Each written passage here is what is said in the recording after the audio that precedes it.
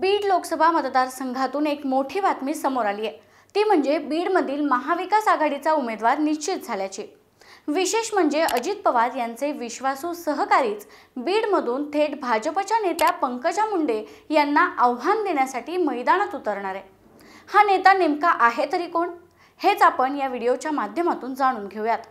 नमस्कार, मी प्रतीक्षा ननावरे आणि तुम्ही पाहताय फॉर द पीपल न्यूज।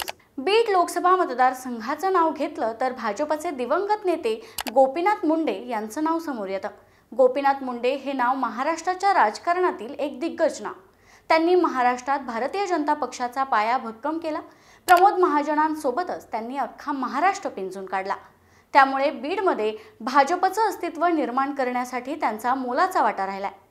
त्यांच्या निधनानंतर या ठिकाणी त्यांची कन्या प्रीतम मुंडे इथून 2 टर्म खासदार राहिल्यात आणि आता भाजपने येणाऱ्या लोकसभेच्या निवडणुकीसाठी त्यांची मोठी कन्या पंकजा मुंडे यांना उमेदवारी जाहीर केली आहे।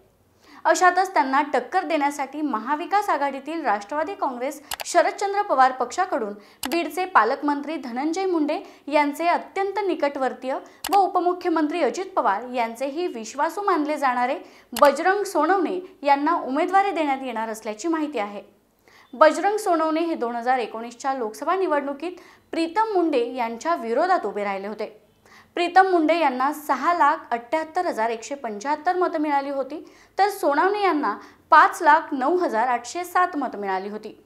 1,68,368 मतांच्या फरकाने सोनवणे पराभूत झाले होते।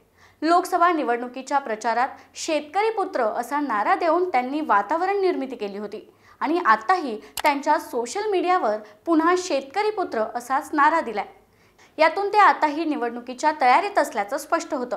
असं असलं तरी सोनवणे सत्तेत आलेल्या स्वतःच्या पक्षापासूनच दूर राहत असल्याचं चित्र आहे, कारण महायुतीत सामील असल्यामुळे त्यांना उमेदवारी न मिळाल्याची नाराजी त्यांच्यात दिसून आली आणि हीच गोष्ट शरद पवारांनी बरोबर हेरली। बजरंग सोनवणे यांची हीच नाराजी शरद पवार दूर करून त्यांचा राष्ट्रवादी काँग्रेस शरदचंद्र पवार पक्षात प्रवेश होणार अशा चर्चांना देखील उधाण आले। त्यामुळे जर ते अजित पवार यांच्या राष्ट्रवादी काँग्रेस पक्षाला सोडून राष्ट्रवादी काँग्रेस शरदचंद्र पवार पक्षात गेले तर बीडमधून भाजपच्या पंकजा मुंडे यांच्या विरोधात मवियामधून सोनवणे यांना तिकीट मिळणार का? कारण मवियातून ज्योती मेटे यांच्याही नावाची चर्चा आहे, कारण विधान परिषदेच्या निवडणुकीत विनायक मेटे यांना भाजपने डावलण्याचं काम केलं आणि याची सल मेटे समर्थकांच्या मनात आजही पाहायला मिळते। त्यामुळे भाजपने पंकजा मुंडे यांना बीड लोकसभेचे तिकीट जाहीर केल्यानंतर शिवसंग्रामच्या कार्यकर्त्यांनी एक महत्त्वाची बैठक घेतली होती। या बैठकीत ज्योती मेटे यांनी शरद पवार गटाकडून लोकसभेची निवडणूक लढवावी असं ठरवण्यात आलं आहे, तर ज्योती मेटे यांनी शरद पवारांची भेट देखील घेतली होती। आता महाविकास आघाडीतून यापैकी कोणाला उमेदवारी मिळणार की आणखी कोणी उमेदवार असणार हे येणाऱ्या काही दिवसातच स्पष्ट होईल। याविषयी तुम्हाला काय वाटतं ते व्हिडिओच्या खालील कमेंट बॉक्समध्ये लिहून कळवा। व्हिडिओ आवडल्यास लाईक करा आणि आमचे असेच नवनवीन व्हिडिओज पाहण्यासाठी फॉर द पीपल न्यूज चॅनलला यूट्यूब व फेसबुकवर सबस्क्राईब व फॉलो जरूर करा। धन्यवाद।